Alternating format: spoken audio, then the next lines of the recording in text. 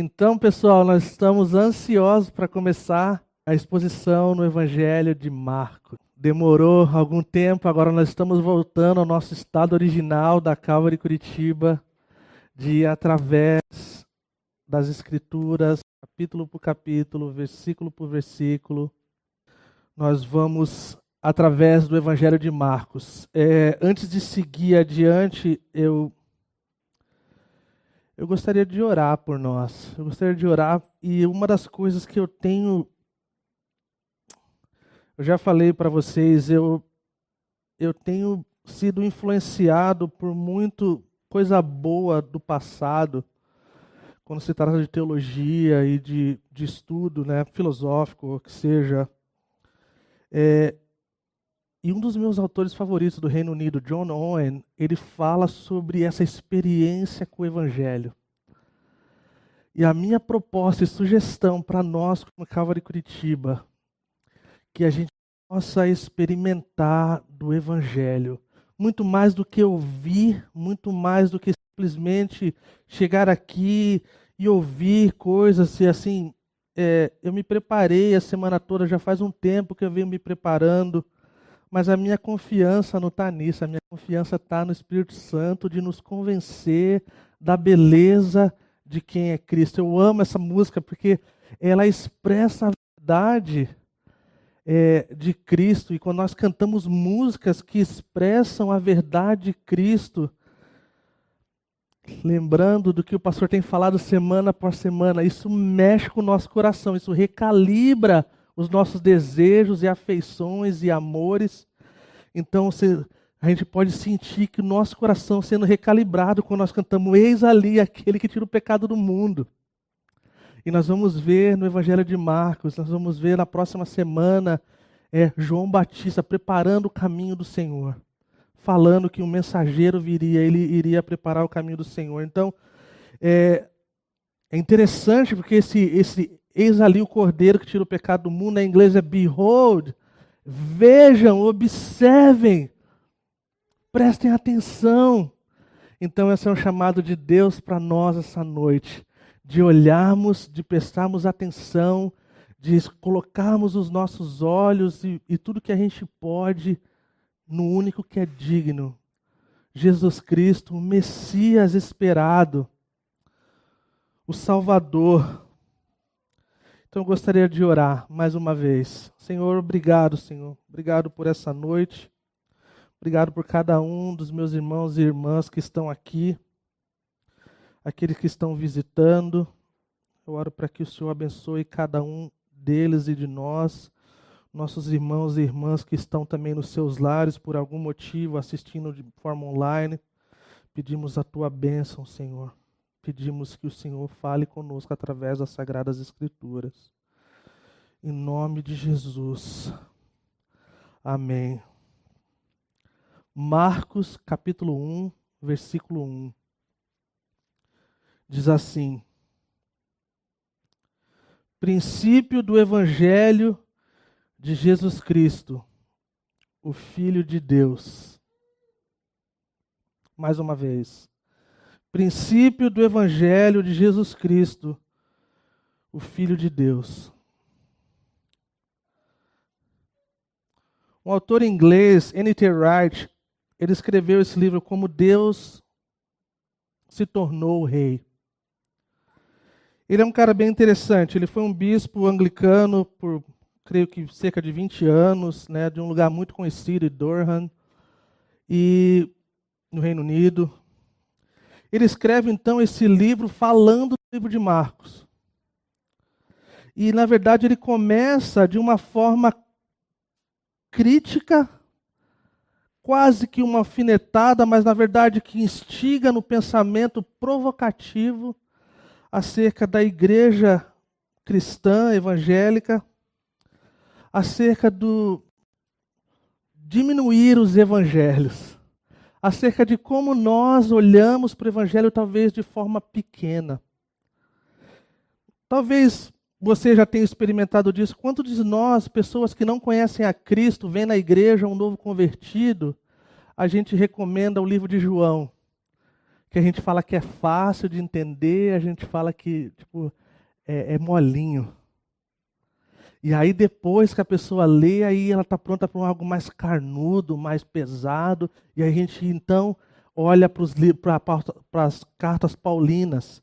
Então, o N.T. Wright ele começa, né, com esse pensamento provocativo acerca disso, dizendo que a igreja muitas vezes tem diminuído e rejeitado, na verdade, a autenticidade e o poder que há no Evangelho. E acerca dos 4 evangelhos, e como isso descreve as falas de Jesus e a vida e o contexto de que Jesus viveu naquele tempo.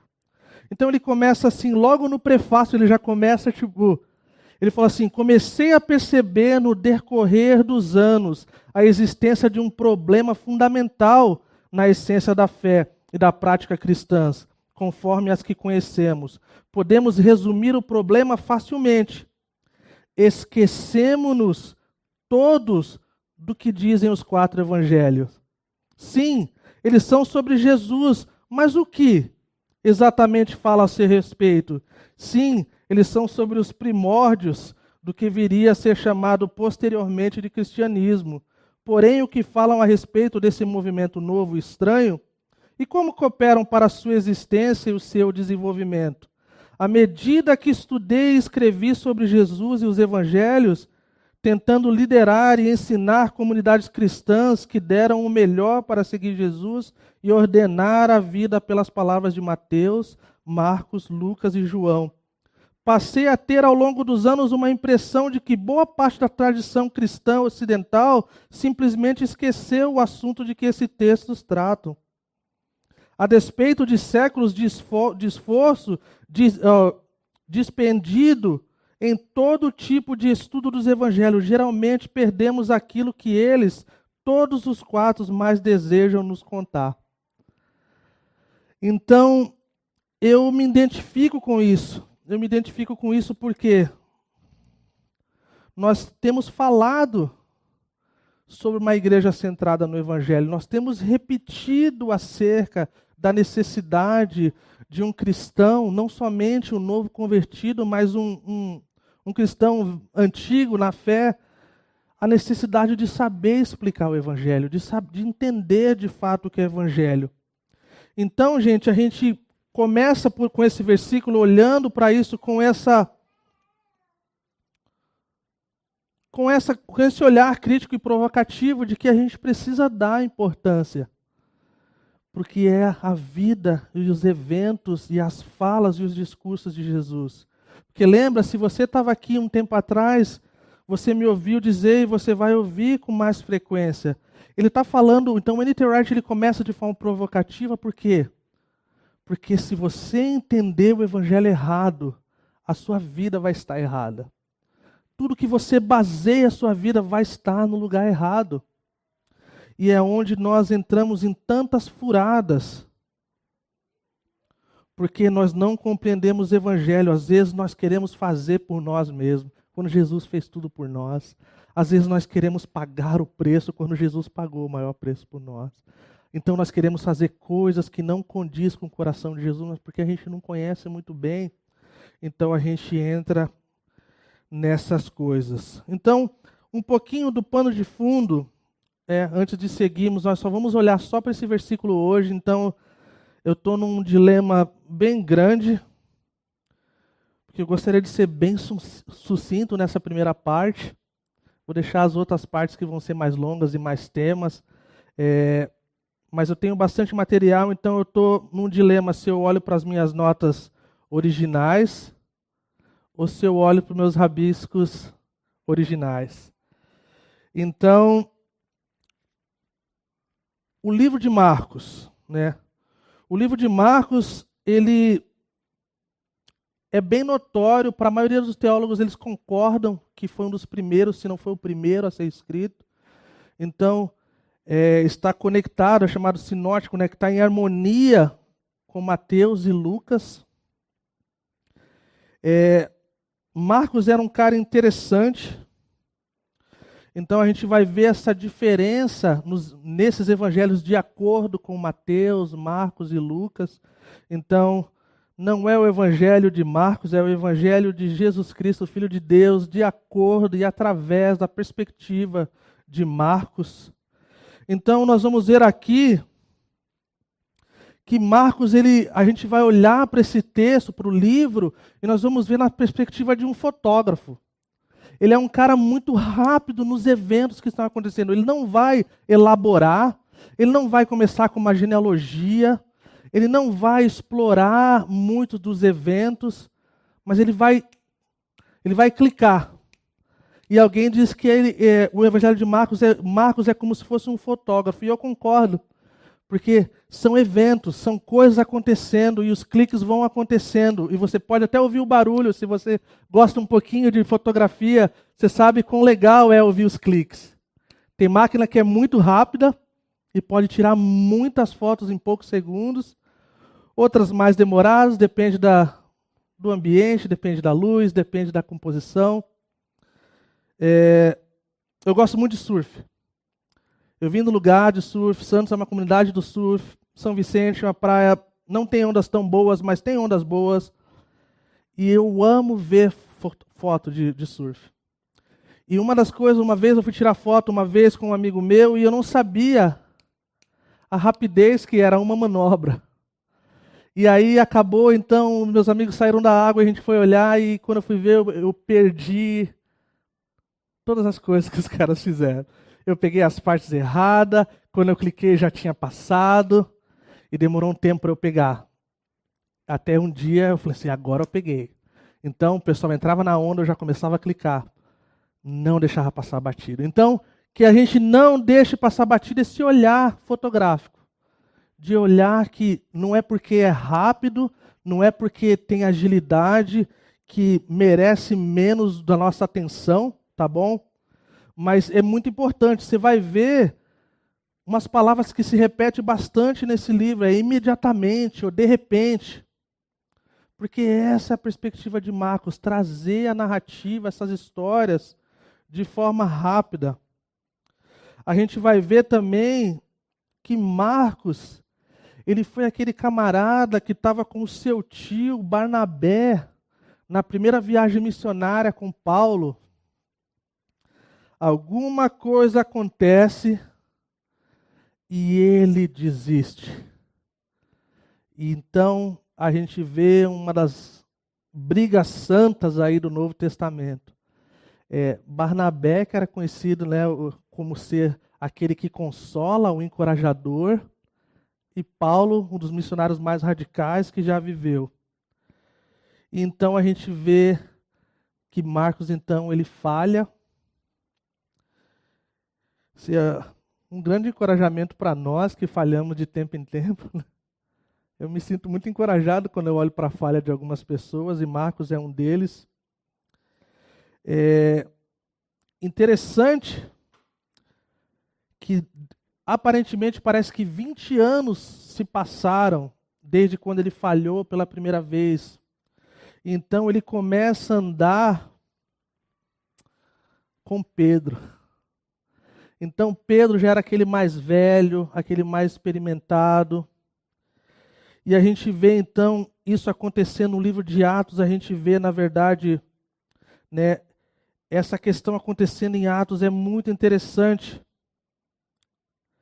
Imagina como nós precisamos de pessoa como Pedro.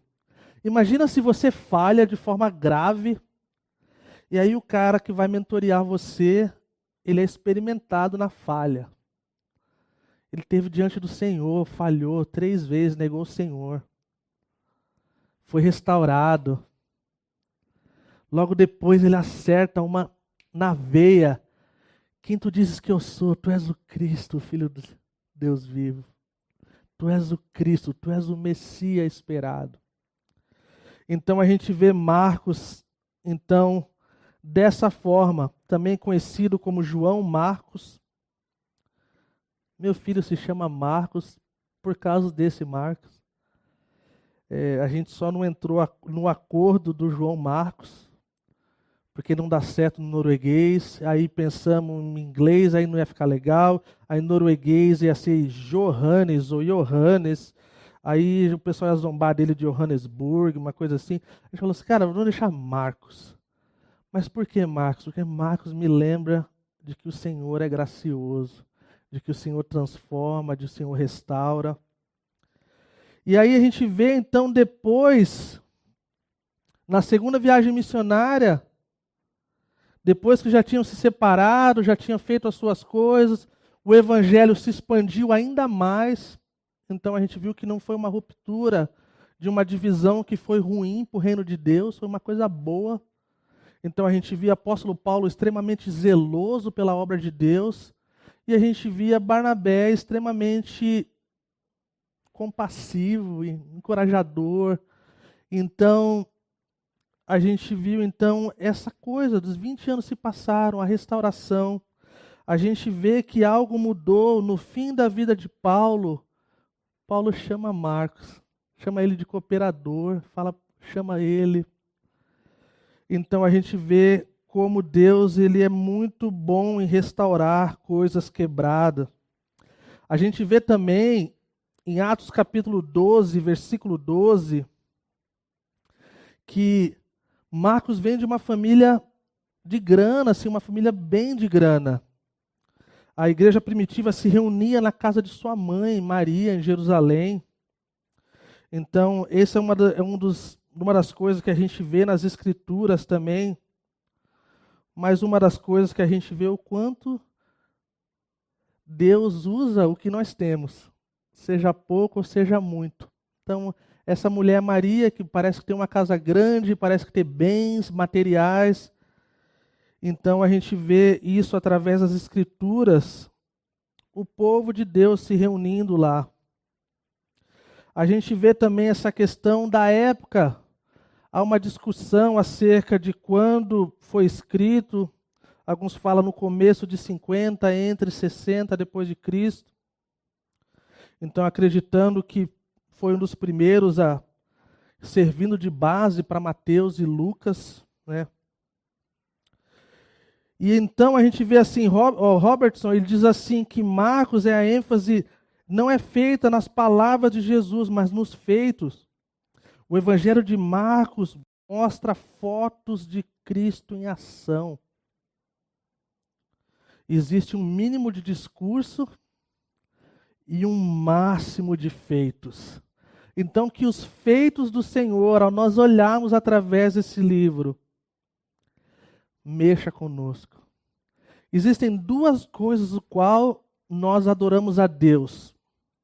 Essas duas coisas são, uma pelo que Ele é e outra pelo que Ele faz.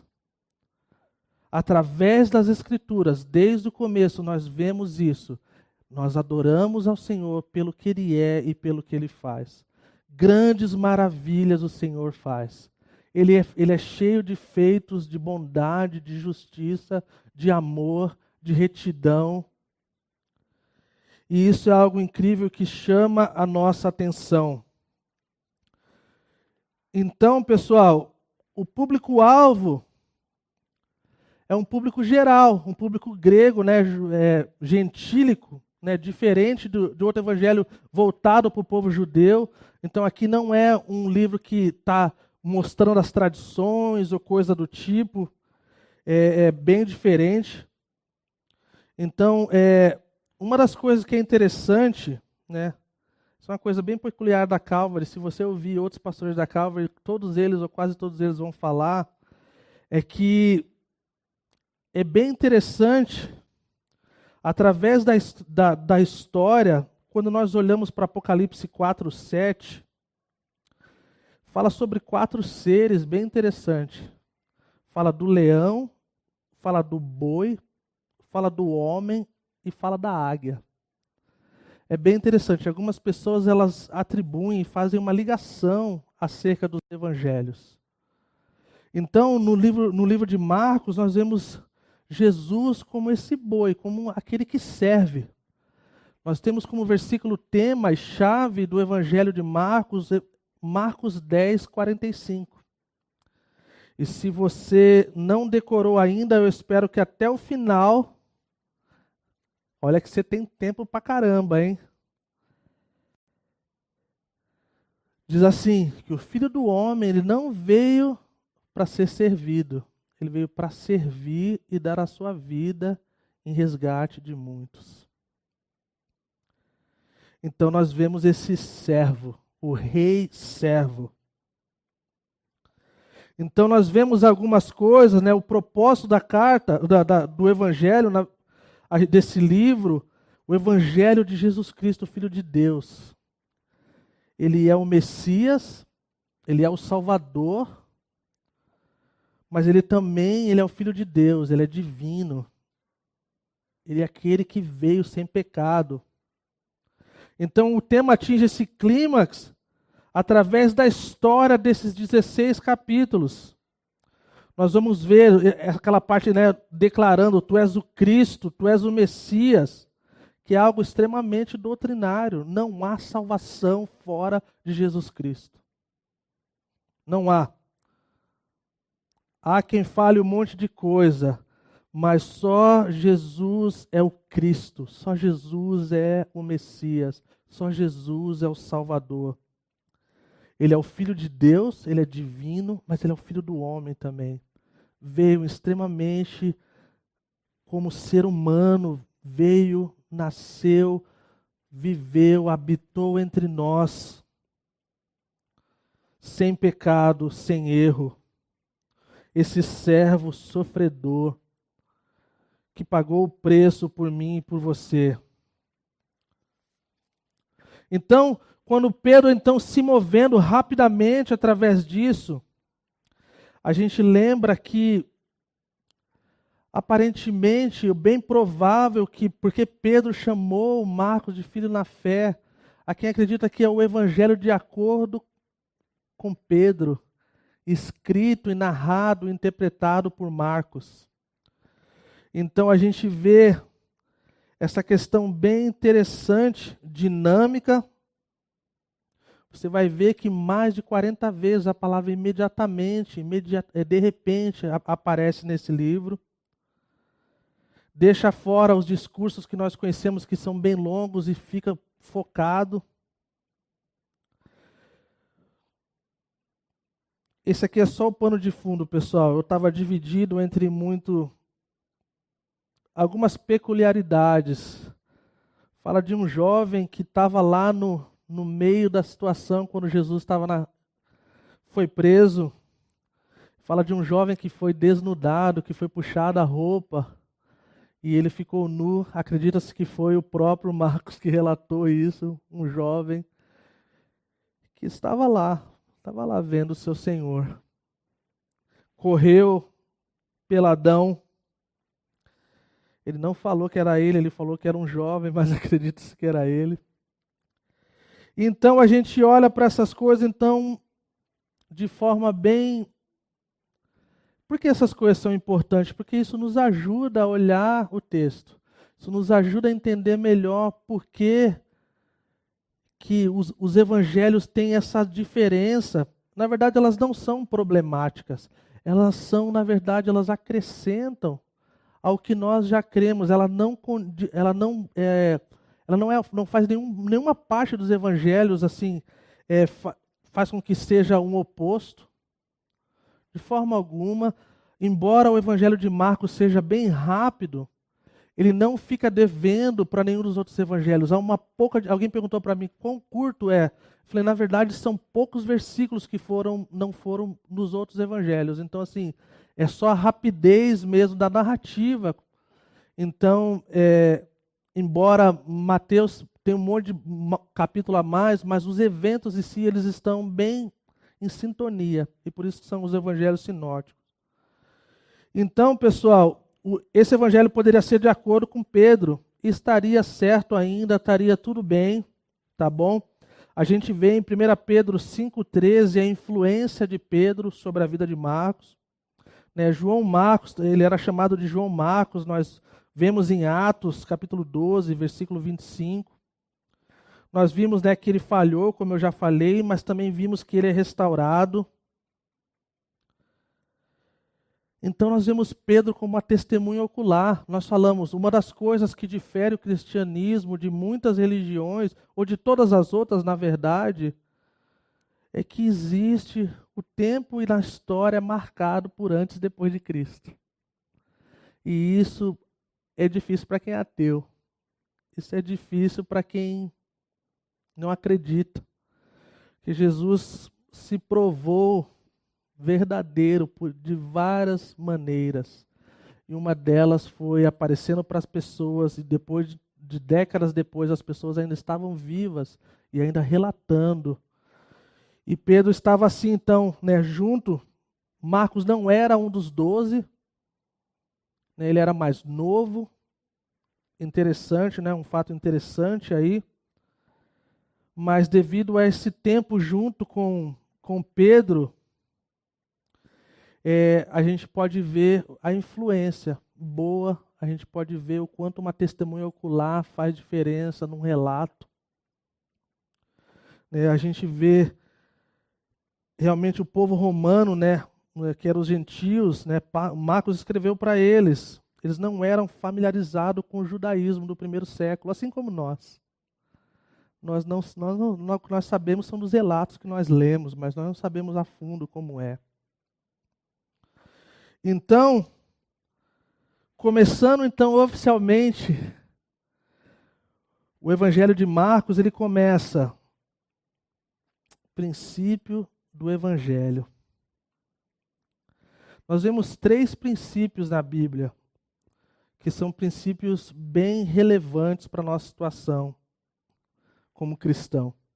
Nós vemos o Tim Mack, ele coloca em 3 atos, na verdade. Ele coloca, na verdade, antes da gente entrar no texto, eu só queria falar acerca do esboço.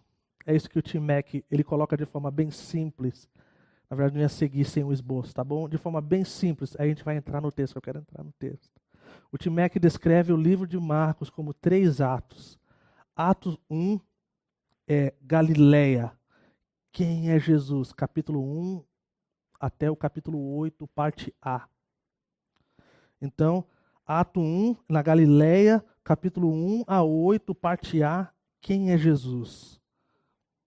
Ato 2 é a caminho, do capítulo 8b ao 10, o que significa Jesus ser o Messias.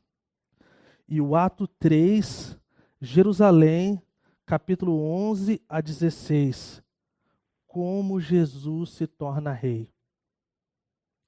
Então, essa é uma forma bem simples de olhar para esse livro. Eu estou usando isso só para simplificar. Vocês vão ver que, ao decorrer desses 50 e poucos domingos que nós estaremos junto com o Marcos, a gente vai um pouco, algumas vezes nós vamos mais devagar, outras vezes nós vamos um pouco mais rápido, mas então a gente vai dividindo aí conforme a gente vai gastando tempo. Mas agora, de fato, oficialmente, olhando para o texto, o princípio do Evangelho, nós vemos 3 princípios que são bem emblemáticos na Bíblia e são super relevantes para a nossa vida. Gênesis capítulo 1, a gente vê que no princípio Deus criou os céus e a terra. Então a gente vê a criação, o princípio da criação, o princípio de todas as coisas. João capítulo 1, versículo 1, fala que no princípio era aquele que a palavra, ele estava com Deus e era Deus. Algumas versões falam aquele que era o verbo, Ele diz que o verbo se fez carne, habitou entre nós. Então a gente vê a existência de Jesus antes da criação. Então nós vemos a criação em Gênesis capítulo 1. A gente vê Jesus sendo esse Senhor antes da criação. Ele existia antes de todas as coisas. Através dele todas as coisas vieram a existir. E aí então a gente vê em Marcos capítulo 1, versículo 1, no princípio do Evangelho. Então a gente vê a criação, a gente vê a pré-existência e a gente vê a renovação de todas as coisas. A gente vê o início desse novo tempo, da nova criação, o qual a morte e a ressurreição de Cristo fez isso possível. De sermos restaurados, de termos reconciliação. Não é a do fim, nós não chegamos lá ainda. Jesus não restaurou todas as coisas ainda. Ele restaurou as nossas vidas. Ele nos reconciliou com o Pai. Então isso é o começo da renovação e da reconciliação de todas as coisas. Nenhuma narrativa é mais convincente e nenhuma mais essencial do que o Evangelho de Jesus Cristo. Porque nós temos visto, como eu apontei já a vocês, para a narrativa da redenção, ela nos faz viajarmos junto numa jornada que tem acontecido da forma que a Bíblia descreve. A gente vê a queda, onde todas as coisas saíram do padrão de Deus. A gente vê o nascimento de Israel. A gente vê o povo de Deus com a promessa. A gente vê Jesus vindo, morrendo e ressuscitando, dando início a essa questão da nova criação. A gente vê a igreja agora vivendo para a glória de Cristo, anunciando um reino vindouro, onde um dia vai ter a consumação de todas as coisas. E a gente está vendo, isso está acontecendo. Isso é incrível. Pessoas podem contar histórias, mas quando se trata de Jesus é outro esquema. O princípio do Evangelho. O Evangelho, ele é a base do cristianismo, ele é a fundação do cristianismo. Por isso, mais uma vez eu repito, se nós errarmos a nossa perspectiva do Evangelho, nós erraremos em todas as áreas da nossa vida. Se uma igreja que diz que ama o Evangelho, que está centrada no Evangelho, mas não condiz com a vida do Senhor do cristianismo, isso mostra o quão distante nós estamos dessa realidade do Evangelho. E não existe nada mais poderoso na vida de ver um cristão salvo, remido, e que a vida dele transmite as verdades do seu Senhor. Que aquela pessoa, ela vive conforme o que ela fala. Que aquela pessoa tem isso como maior verdade para ela. Então, não resta outra coisa a não ser viver para esse Senhor. É interessante a palavra evangelho, né? É boas, né? Angelion, notícias novas, né? Um anúncio. É bem interessante a gente, quando nós começamos a olhar para essas palavras, o quanto elas fazem muito mais sentido. Essa palavra, né, o evangelho, ela foi usada de várias formas na história. Nem sempre ela quis dizer acerca de Jesus. E isso pode parecer um pouco chocante para alguns de nós, mas quando nós usamos a palavra gospel de forma negativa ou ruim, ela pode ser má notícia também quando se trata disso. Mas é bem interessante quando nós olhamos essa questão desse euangelion, né, que é a palavra que quer dizer boas novas. Nós vemos a palavra hebraica, biser, que seria algo que nós chamaríamos de notícias ou pronunciamento nacional. Então, quando no Antigo Testamento, quando haveria uma questão nacional, eles falariam biser, como se fosse vai ter boas notícias, coisas boas, né? Então a gente vê em 2 Samuel 18:31, quando Davi ouve um mensageiro, biser, que o seu exército foi vitorioso na batalha. Isso quer dizer que ele ainda reinava sobre Israel. Então a gente vê também, depois que Davi morre, né, o seu trono passa para o seu filho. Quando então ele foi inaugurado como rei de Jerusalém, um mensageiro espalha a Bessorá, outra palavra, conectada com biser, mas um substantivo. Biser é o verbo, Bessorá, o substantivo. Estão ligados com essa tradução que a gente vê do Novo Testamento. Bem interessante. Quando Salomão morreu, vieram um monte de más notícias, o qual a corrupção liderou a nação à autodestruição. A gente vê isso de forma bem nítida. Então a gente vê as profecias acontecendo acerca das boas novas. Diz que o Deus de Israel viria como um rei. E ele iria reinar sobre todas as coisas. Ele iria lidar com os reinos violentos e corruptos. E restaurar o seu governo. Vê como isso tem tudo a ver com a gente hoje. Vê como essa questão do evangelho ela é muito mais do que simplesmente a gente falar do gospel. Que na verdade, na sua raiz em si é a mesma coisa, mas tem muito mais além disso. Quantos de nós estamos cansados com reinos corruptos e pessoas violentas e nós esperamos a vinda do nosso rei que vai acertar e consertar todas as coisas. Então, quando Jesus veio, ele aparece então em cena, ele continuava essa questão das boas novas que os profetas como Isaías, a gente vai ver no próximo domingo, falava que viria esse rei, que viria o Messias. E o próprio Jesus, então, quando ele andou, ele não somente cumpriu as profecias de que ele viria, e que ele seria um servo sofredor, e que ele viria de forma diferente de como a nação de Israel estava esperando. Eles estavam esperando um rei que iria lidar com guerra, de que iria lidar com violência, de que iria vir com o seu poder, como se fosse o tempo da consumação. No fim, ele vai vir em glória, em poder, mas naquela época, no primeiro século, ele veio como um cordeiro, ele veio como um boi servo, ele veio como um sofredor. E as pessoas não conseguiam entender como o Messias prometido era manso, era humilde. Então, o Evangelion do reino de Deus, ele também nos promete que é acerca de um novo rei, um rei que já existe na verdade, que está no controle e que vai olhar para essas coisas de forma diferente. Então Jesus disse que vivendo esse reino significa segui-lo baixando a espada, que não era com violência, embora acontecia violência, mas você nunca vê Jesus apoiando. A gente estava falando agora há pouco acerca da espada, que foi e arrancou a orelha mas Jesus sabia sim. E ele queria mostrar que não era daquele jeito, então ele vai de forma muito louca, ele vai e cola.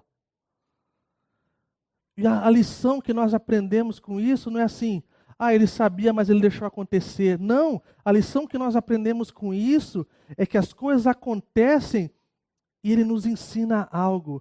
E o que nós tiramos de proveito de ensino acerca disso é de que não é assim, não é assim. Vai lá e cola a orelha, não é assim, não é dessa forma. Eles vão agir com violência contra mim. Estava escrito, eu vou para a cruz, eu vou morrer, eu vou sofrer. Isso é uma grande esperança para nós, gente. Não sei vocês, mas de tempo em tempo a gente fala, estou cansado, não aguento mais. A gente está à espera de um reino das boas novas. Um reino que já chegou, né? A gente vai ver na semana que vem, já chegou, está aqui. Mas nós esperamos também um reino vindouro.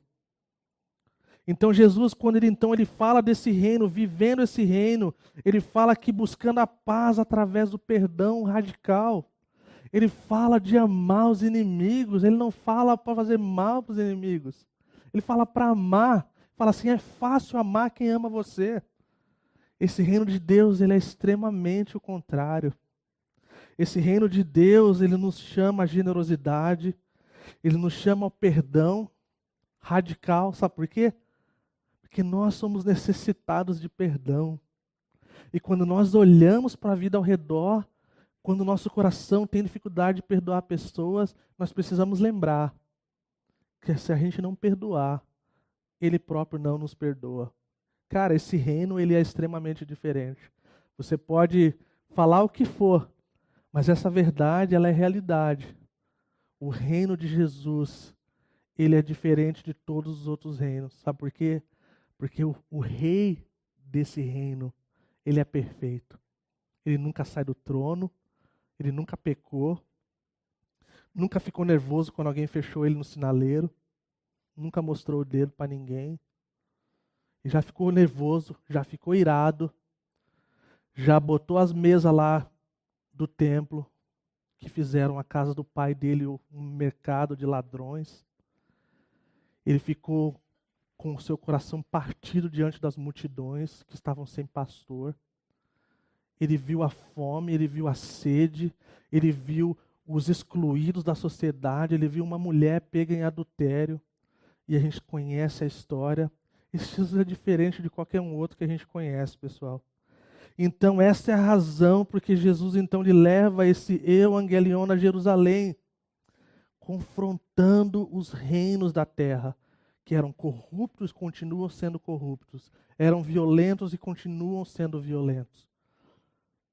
Não importa onde seja, se nós olharmos para as nações do mundo, nós vemos isso exatamente de forma igual. E uma das coisas que mexe comigo acerca disso, não sei se eu já contei isso, uma nação que eu amo muito, que eu já visitei várias vezes, é a Tailândia. E a Tailândia, assim, bem do ladinho do Camboja, eles, assim como o Camboja sofreu um genocídio, né, no final dos anos 70 e começo dos anos 80, onde 1/3 da população foi assassinada. A Tailândia teve uma questão de refugiados no começo dos anos 80, final dos anos 70. Uma das maiores que já teve na Ásia. E um amigo meu estava lá nessa época, 2 amigos meus estavam lá nessa época. Gente, era um campo de refugiados assim, surreal demais. Eu passei por esses lugares, assim, é radical quando você vê fotos e você ouve a história e é impossível seu coração não partir. E aí esse meu amigo, ele começou a perceber uma coisa naquele povo. Houve uma abertura para o evangelho devido à situação tão crítica da questão do campo de refugiado. A Jocum pôde entrar lá. Na verdade, eles queriam ajuda externa. Então a Jocum, junto com outras organizações, puderam entrar e fizeram muita diferença.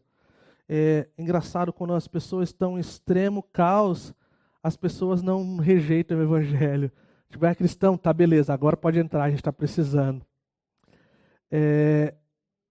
E aí esse meu amigo estava ouvindo toda vez quando o povo se reunia, assim, um grupinho, eles cantavam a mesma música. E aí depois de um tempo assim, esse meu amigo ficou meio encabulado, falou, cara, não aguento mais essa música, toda vez essa música. Tipo assim, cara, não tem outra música não, cara? E aí ele foi falar pro menino lá, falou assim, cara, que diacho é essa música que os caras cantam? Toda vez que vocês reúnem, os caras cantam essa música. Falou, cara, você conhece essa música? A música é em inglês, em tudo quanto é língua aí. E a música é basicamente assim, o refrão como é que é? Logo em breve eu vou estar com o meu Senhor. Logo e muito breve eu vou estar com o meu Senhor. E aí ele falou, opa, tem alguma coisa aí? E ele chegou num rapaz e perguntou, cara, posso fazer uma pergunta? Legal, agora eu entendi, vocês estão cantando que logo, muito logo, você vai estar diante do Senhor, você vai estar com o Senhor, você vai morar no céu com o Senhor. Mas qual é que é isso aí? E o cara falou assim, cara, a gente já viu de tudo nessa terra. E a pior coisa que a gente viu agora foi ver nossa família sendo assassinada, sendo morta. E a única esperança que a gente tem aqui é tipo assim, cara, que logo, muito logo a gente vai estar com o Senhor. E isso, toda vez que eu penso nessa questão do reino vindouro, o qual nós esperamos, isso me lembra dessa história, de que logo, logo nós estaremos com o Senhor.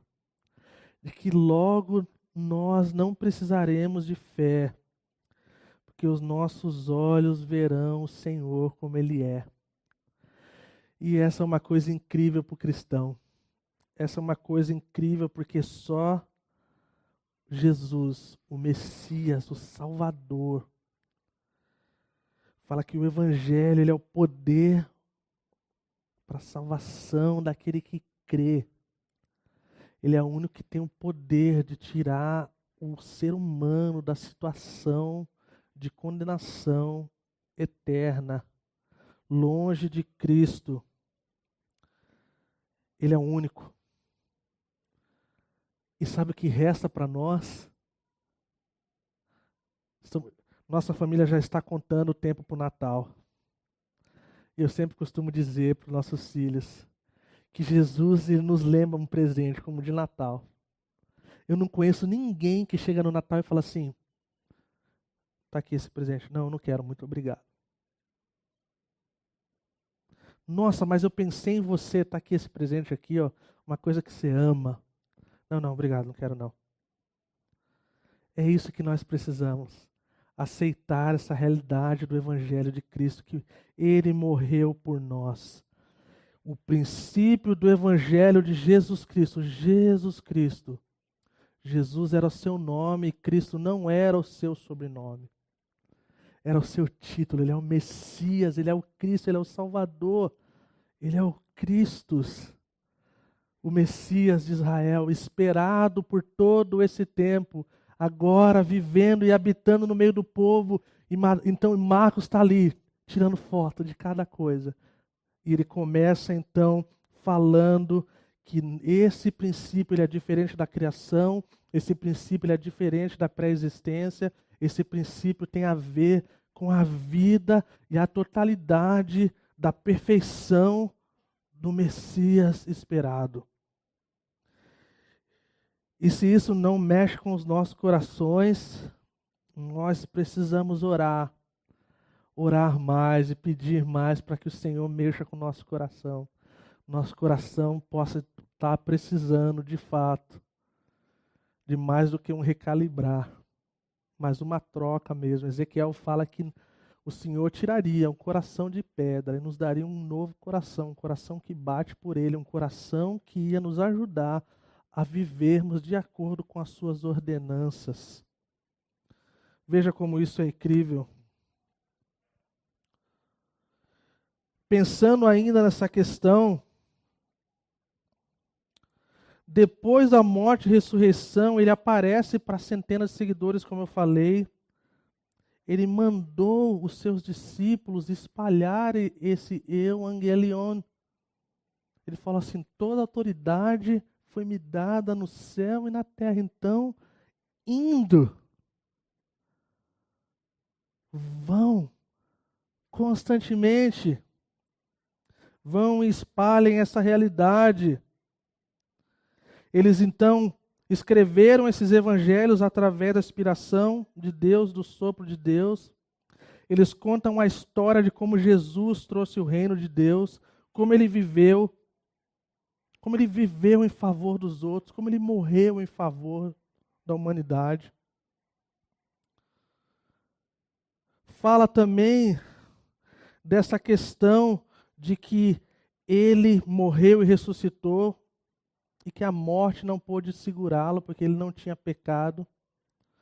Todos os outros que são colocados como um certo tipo de salvador foram mortos de alguma forma e ainda existem os seus túmulos lá em todos os lugares que você imaginar. O túmulo de Jesus está vazio. Você pode ir em Israel ir lá e ver. Ele então nos manda e continua dizendo a mesma palavra que ele falou para os seus discípulos na época, continua falando para nós acerca dessas boas novas.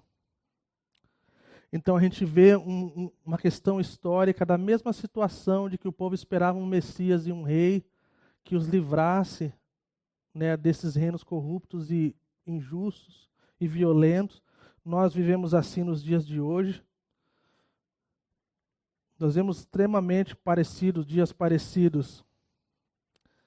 Então, o nosso rei, o nosso salvador, ele é diferenciado, né? Podem falar o que for dele. As boas novas que o crucificado e ressurreto Jesus é o verdadeiro Senhor de todo o mundo, o verdadeiro rei de toda a criação, e que no reino de Deus as coisas são diferentes. Onde líderes de verdade são servos. Você quer ver a diferença de um líder de verdade em qualquer lugar que você for? A Calvary, nós temos história do passado, né? Nós vimos na primeira parte da nossa história, na membresia, né, do domingo retrasado, passado, dia 3 de outubro. Nós vimos sobre a nossa história, desde os anos 60 até o dia de hoje. O pastor Chuck, um dos testes que ele fazia se as pessoas estavam prontas para ser pastores e líderes, era da forma que eles serviam. Ele conta a história de que pessoas contam história acerca dele. e até escreveram um livro. De uma vez eles chegaram na igreja e um vaso estava entupido, e quando eles viram, estava lá o pastor Chuck lidando com o vaso. E alguém falou assim, nossa, mas o pastor tá... Falou assim, um dia que o pastor não fizer isso, cara... Entendeu? Então, assim, um referencial de um líder de verdade é um líder que serve. Que nem o Filho do Homem veio para ser servido, ele veio para servir. Lembra que o nosso exemplo maior é Jesus? A gente fala de oração, fala, se Jesus orou, imagina a gente. Se Jesus, então, ele era um servo, quanto mais nós devemos ser servos. Então, gente, os seguidores de Jesus compartilham dessas boas novas, vivendo e falando, proclamando. Eu amo essa descrição que diz assim, que o reino de Jesus, ele se parece mais ou menos assim. É onde o faminto é alimentado, pessoas em situação de rua são bem-vindos, porque o amor é a mais poderosa realidade do reino de Deus. Essas boas novas não são fáceis de crer no mundo que nós vivemos. Sou uma loucura pela primeira vez. Quantos de nós olhamos e falamos assim, cara, isso aí é loucura, cara. Ser cristão, isso não é para mim. Mas algo acontece quando pessoas contam a história de Jesus e começam a viver como ele realmente é o rei do mundo. E eu quero terminar assim. Assim o evangelho se torna a melhor notícia que você já ouviu, porque ela faz sentido. Lembra que eu contei a história do meu melhor amigo? Ele morreu num acidente de carro. Eu não era cristão, não tinha nenhum envolvimento com religião, mas algo mudou na vida daquele meu amigo. Então, é exatamente como eu citei aqui. Fala que algo acontece quando pessoas contam a história de Jesus e começam a viver como ele realmente é o rei do mundo. Assim é quando o evangelho se torna a melhor notícia que você já ouviu. Após o falecimento do meu melhor amigo, eu não sabia muito acerca do cristianismo.